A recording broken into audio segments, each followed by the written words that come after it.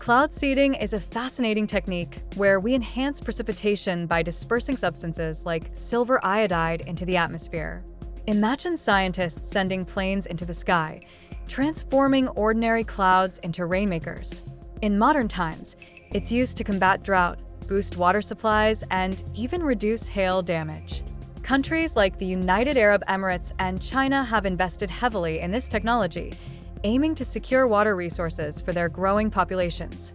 While some debate its environmental impact, the potential to influence weather patterns is undeniably intriguing. It's like giving nature a little nudge when we need it most.